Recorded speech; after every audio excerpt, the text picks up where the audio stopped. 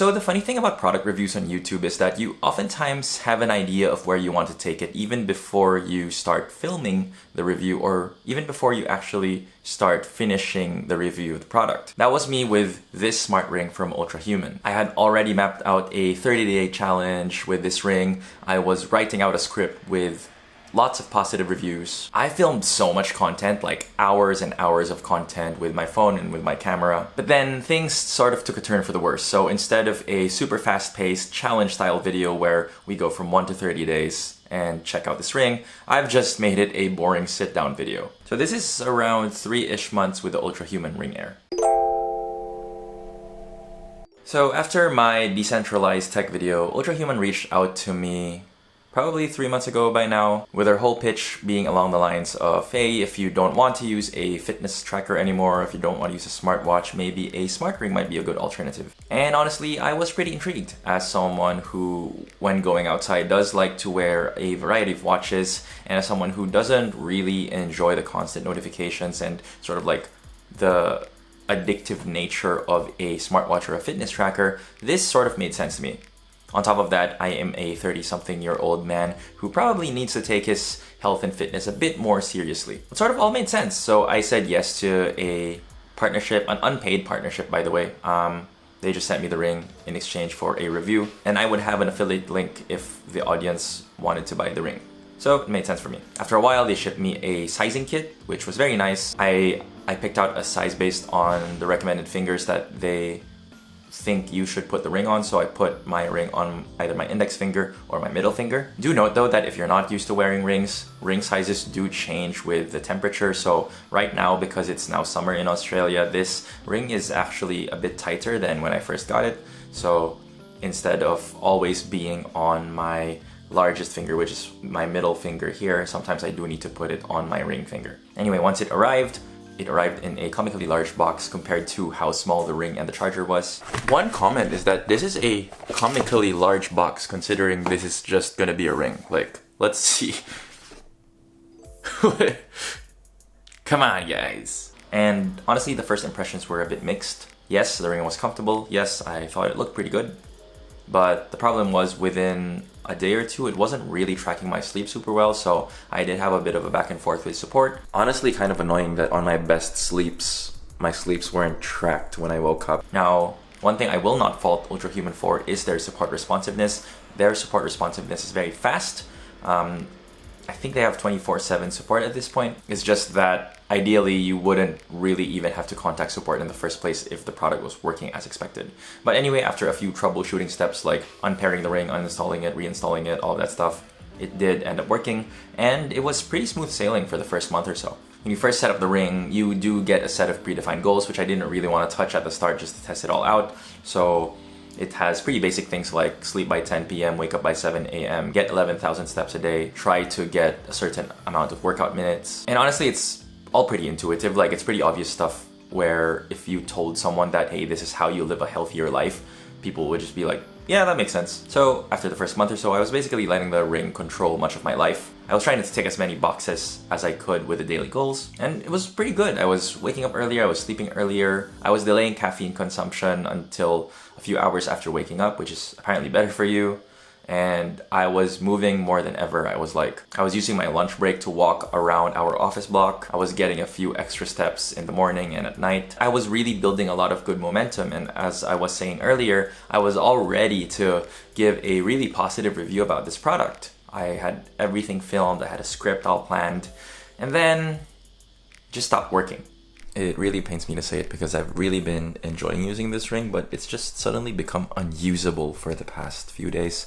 And I've spent probably hours talking to support already, but it still hasn't resolved itself. So I'm not sure if I want to actually just wait for a newer or a replacement ring, or if I'm just going to give up on this review. Like, it just stopped syncing all of a sudden, and it's just not picking up data. And technically this is already outside of my 30-day challenge. I'm already just like scripting, filming, and editing like the recap portion, but you know, I can't do this if it's not working, and I can't really fully recommend it if I've already had like 3 or 4 issues just in the first month. Sort of stuck in this loop of resetting that I can't get out of.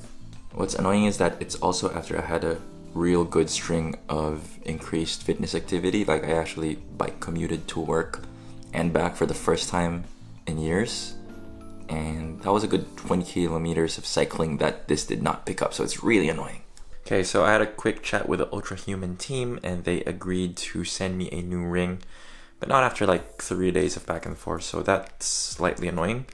I do gotta say, the actual support responsiveness is pretty impressive here. Like very few tech companies do really have this responsive of a support model, but overall the best support is no support, and I've been feeling like I need to contact support a lot. If you jump into Reddit, you'll start to see that their reviews skew a bit negatively. There's a lot of comments and posts about the general unreliability of the hardware. And as someone who works in the customer experience, voice of customer field, I know all about Reddit and how generally all Reddit boards do skew negatively towards a product. And so I just thought that this was the vocal minority and I would never experience something like this. Until obviously my own ring stopped working. And while their customer service was, again, still pretty helpful and responsive, they weren't really able to fix the issue at root cause. So I was just on live chat for maybe 2 or 3 days, doing all of this troubleshooting, doing all of these steps like unpairing the ring, uninstalling the app. I did like 4 or 5 different combinations of troubleshooting steps, which ultimately led to nothing. And while they did replace my ring eventually, it sort of left a bad taste in my mouth. I got the replacement ring a week later, and things have been pretty smooth since then. I took this ring to a holiday in Japan where I was walking probably north of 20,000 steps every day. And also my sleep was really bad because I get really excited on holiday, so I was sleeping like 4 to 5 hours a day, and that was tracking that as well. I even bought a walking pad which I fit under my couch so that I can get some extra steps in when I'm watching TV at night. But again, it's just in the back of my mind that, is this a product that's gonna fail later on, and would this be a product that I would really recommend to my audience and my viewers?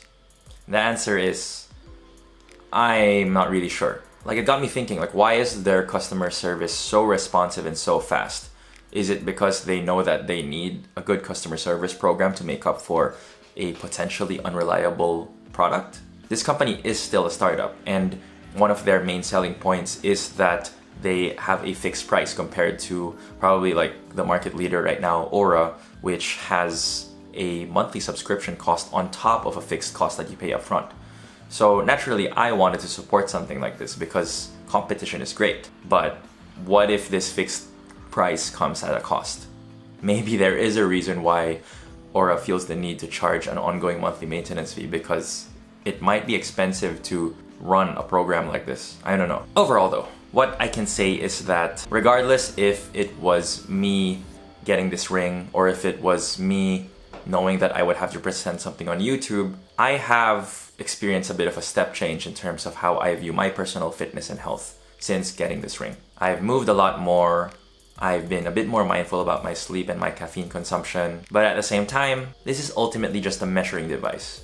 This is able to track metrics and report them back to you. What you do with those metrics is ultimately up to you. And would I say that buying a smart ring or buying any wearable will change your life in that way? Definitely not, because ultimately it's still up to the individual to do something with all of these measurements, right? I also just want to call out that there is inherent bias in what I'm telling you because I got this for free. I did not pay the 300 something US dollars that this is actually worth. And if I am a small content creator with just over 4,000 followers getting this ring for free, you can pretty much assume that a lot of the content out there on YouTube may have had a similar arrangement regardless if they declared it or not. It's just really interesting to me that a lot of the videos out there don't really talk about these reliability issues when they are so prevalent on Reddit. So at the end of the day, would I recommend the Ultrahuman Ring AIR? It's a bit of a mixed bag because of the reliability issues. I think the intent of producing a fixed cost ring with great support is awesome, and I really support the mission, but I am not sure if I can fully recommend this right now at this price. If you do still want to check out this product, obviously, then I'll leave a link in the description for it. I'll still be wearing this because it's with me anyway, and it would be a waste if I didn't. But if this second ring still breaks, then I am not sure if I'm gonna bother seeking out a replacement for it. But anyway, that's it. Thanks for watching, and I will see you in the next one. Bye.